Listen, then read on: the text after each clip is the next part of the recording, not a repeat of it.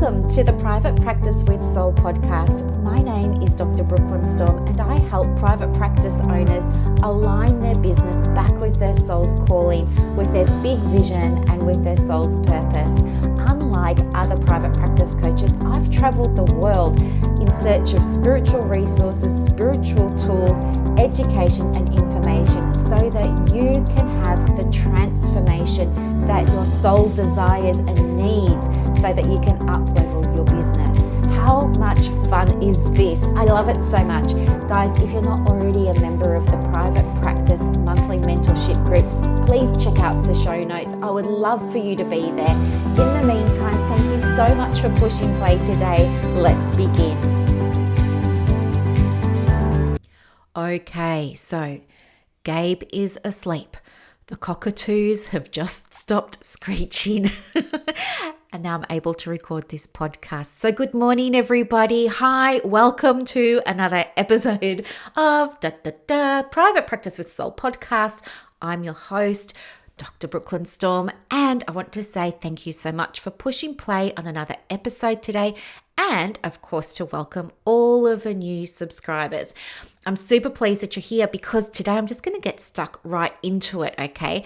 I want to talk with you about specializing in your private practice. And I know there's going to be some of you that are bristling at the thought of the idea of specializing, oh my gosh, your opera going to come and get me in the middle of the night because I'm specializing in something. Oh my gosh, am I going to breach a code of ethics somewhere because I'm specializing? Am I even allowed to use that word? All right, take a breath, ladies. Let's just calm down for a second. I have something to tell you. Are you listening? Okay, here it is. Just between you and I feel you are already doing it. Let that sink in for a moment. I feel like you are already specializing in the way that you want to work with your clients. And here's why I think that. I believe that, of course, we're all different, right? We all have different energy and we're all bringing different energies into not only our life, but to our private practice. And those energies are as unique as our fingerprints. Now, you might try and cover up who you are. You might try and cover up your energy and stifle it under, behaving a certain way or only doing certain things or only using certain modalities, etc., etc. But and I know that energy doesn't have a beginning and an end. You can't put a box around energy. It's like the mist, there isn't any start or end to the mist, or it's like air, there's no start or end to the air, is there? It's just like there. And it's the same, I believe, with your energy. So even though in your private practice, you are ticking all of your ethical boxes and you're following your code of conduct and your code of ethics and everything, I still think that in a therapeutic setting, in that direct one-to-one work, you bring a uniqueness to that space. And I think your clients would probably agree. Think about it like this.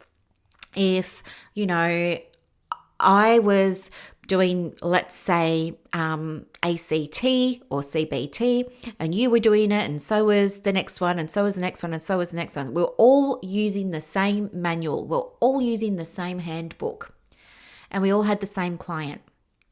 I bet after that client had worked with myself, you guys, and we interviewed her, I bet that client is going to say that although we each gave her the same technical information, we did it a little bit differently, or there was a different vibe in the room.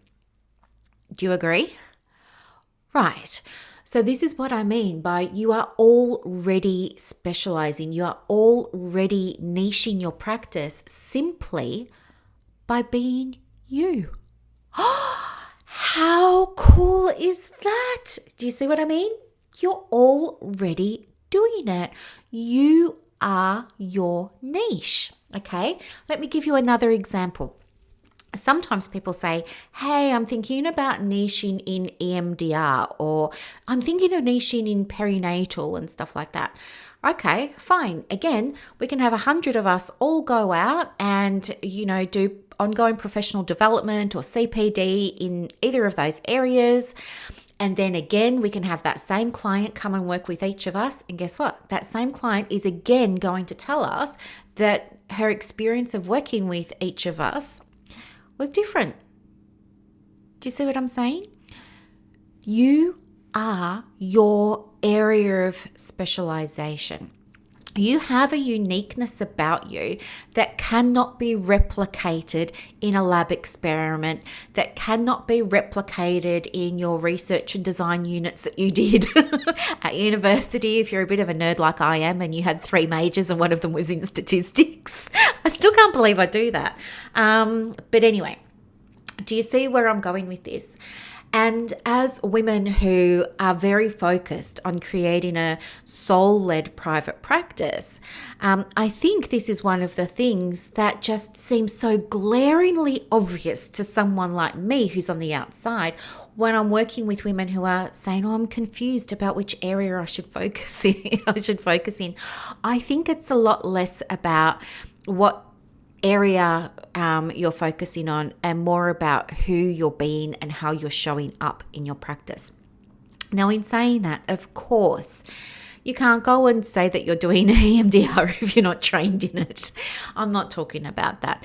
But I'm talking about for women who are in business and they're wanting to attract referrals, for example. They might be saying, look, I've had a private practice for 12 or 18 months now. Referrals are really slow. Should I niche or should I specialize? My advice would be focus on yourself first. Focus on what makes you different to me. Focus on what makes you different to all the other practice owners out there. Focus on why you love it. Focus on the energy that you want to bring to that space with a client. Focus on how you want that client to feel. Focus on how you want to feel in a session, because hey, if you're not vibing in the right direction, your client's going to pick up on that. So that's what I mean. Sometimes we have to focus on, I say the humans behind the screens, but in therapy, we always need to focus on ourselves first, because it's that energetic imprint that sets you apart from everybody else. And that's all a niche is.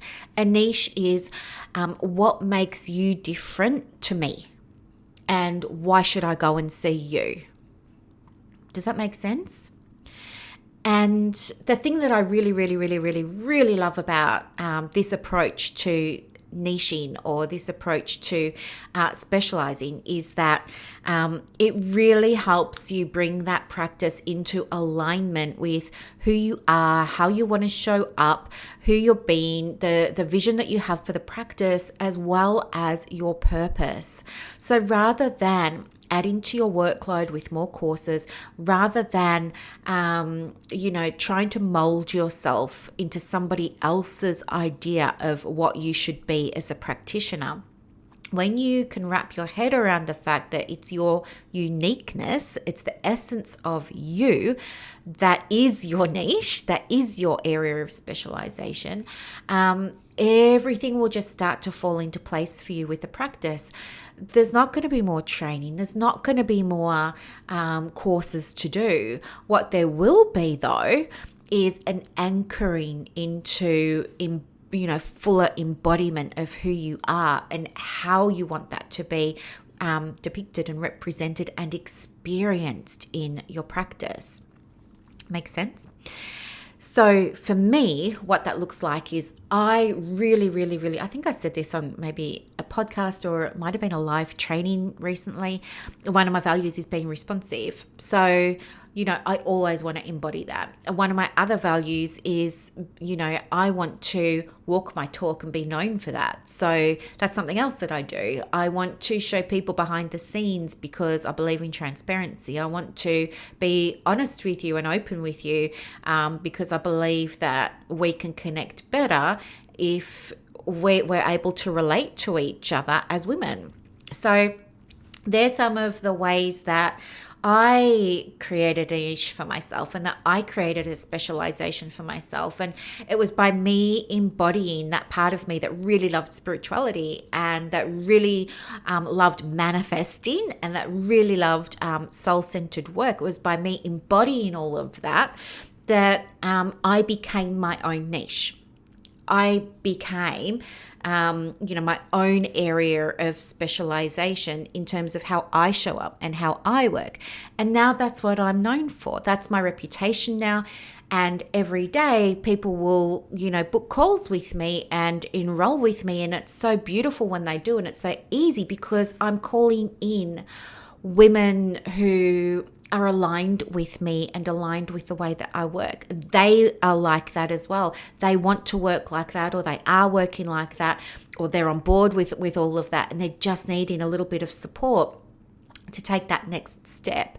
And so it doesn't ever feel like work. I never worry about gaps in my diary. I never worry about will I get enough referrals. I never worry about that because I trust in who I am and how I'm showing up. And I trust that the right people are going to find me at the right time. And that's what I want for you too. So if you're feeling a bit pressured or a bit overwhelmed or a bit stuck even in terms of, I need an area of specialization, or maybe I need to have a niche, I would say you are your niche and you are already doing it. And you have been doing it. And guess what? You just need to do it more. I think that's all that you need to do. I think maybe you just have to have a bit of a think about what doing it more, so to speak, would look like for you in your practice. If you were like me, for example, and you wanted to, really look at, okay, I want to have a soul-driven practice. What does that look like in nuts and bolts terms? How would a soul-centered woman write her cancellation policy? Like, how would her soul inform her cancellation policy? How would her soul inform her onboarding? How would her soul inform how she communicates? Do you see what I mean? It's that fusion there of who you are with what you're doing. That's what I mean by really take that further, because that's going to be what sets you apart from everybody else. And that's the value of a niche, right? There are some people that live in, unfortunately, a scarcity mindset. Maybe you've been there too. I was definitely in a scarcity mindset before I learned about, connecting my soul's purpose with the way that I wanted to practice. And from that place of scarcity mindset, it's very hard to niche because you have this fear of, oh my goodness, if I'm saying I only do perinatal, for example, then I'm going to miss out on all these other referrals and my books will be empty and I'll never have work and da-da-da-da-da. That's not true, right? What happens is when you are known for something, people seek you out for that point of difference. That point of difference becomes desirable, okay? Because we know what you stand for. It's going to allow people to choose to work with you, to opt in to nominate to work with you. And it's also going to give people who aren't aligned with you an opportunity to move on and find somebody else that they would be a better match for. And when that happens, that's good for that person, you'd agree. And it's also good for you because now you're not going to be working with someone who's not the best match. So as far as I see it and in my experience, there are no disadvantages to niching. I think if you're nervous about niching, this is probably something you want to talk about in mentoring or supervision or something like that. And if you are needing this type of supervision, I can absolutely help. We've got intakes going at the moment for soul-centered group supervision, which is limited to just 4 women in a group. So it's really small. So we get to do some of that deeper work. Or if you want to have something a little bit more private, that's one-to-one, you can absolutely apply to do one-to-one supervision with me, and we can get this stuff sorted for you so that you can start to attract into the practice the referrals that are so aligned with you that it's just going to be a joy working with the people who book appointments. And don't you want that? Like, who wants resistance? Not me. And so don't be afraid to really connect in with who you are and really ask yourself, if I was being the fullest expression of myself in private practice, what would be going on? What would that look like? How would I be showing up? How would I be interacting with people? What would my vibe be? And what would I be known for? Would I be known for being someone who's really grounded? Or would I be known for being someone who's really good at helping others connect in with their purpose? Or whatever it is, you're going to focus on with your practice. So have a think about this. As I said, I like to do things a little bit differently to everybody else. I don't think you need to go and niche about, I'm only going to work with depression and women or anything like that. I think that kind of stuff can be helpful, but I think at the end of the day, you are your niche. You are a specialist in yourself. You are the specialist in how you show up, and you are the expert in the vibe that you want to bring to your beautiful, beautiful, beautiful soul-led practice. And at the end of the day, guys, you're already doing it. Stop squashing who you are under layers of who you think you should be, okay? Yes, we need to be ethical, but there's also room to move within those confines, yeah? We have to look at, okay, what's the structure here around our ethics? And where's my capacity to show up in my own space as, a woman in business, as a woman in private, as a healer? And this is what lights my fire like you wouldn't believe. And I have seen so many women, when they wrap their head around this and what it looks like for them in their business. And it doesn't have to be how you're working with your clients. It can be, if you're being the expert in yourself and you're connected in with your values and your purpose, using that in a connection to inform things like your website design or your policies or your procedures and things like that. That's all you need to do.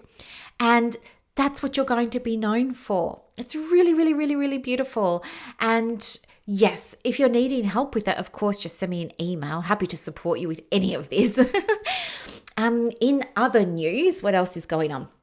In other news, I can't remember if I mentioned this last time or not, but I did have a free private practice training video series, and that was, I did mention it before. So anyway, that's nearly finished its big update. So I'm going to have a little bit of a relaunch for that, because I know there were people who signed up to that and didn't get started, and there are people who signed up and just did like a little bit of it and their life got in the way. So what I'll do is I'll relaunch that so you can come and have a look at it. It's so much fun now. You're really going to love it. And I can't wait for you to see it. And there's also been some updates in the hub as well. So head over to the hub. There's some new free stuff in there. To everybody who has purchased the private practice starter kit, just so you're aware too, there've been new forms added to that this week. And there'll be another couple of forms added over the next couple of weeks as well. Every time there's something else added, you don't pay any extra for that. It's something you get access to just automatically once you've bought it. The kit is on sale at the moment to celebrate Australia Day. So it's on sale for about half price until, I think it's midnight tonight. And that's $27 instead of $47. Bye, Gabe. Gabe's leaving. Okay, that's my cue to wrap up as well. So have a beautiful rest of the day. And remember, you are already doing it. You are your niche. Go and embody that. Okay, bye, guys.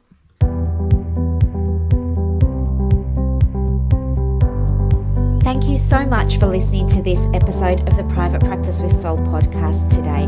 If you're looking for clarity, if you need help with branding, your processes, and bringing everything into alignment with your soul's purpose for your private practice, head to the show notes and click the link for more information about the Private Practice Monthly Mentorship Group.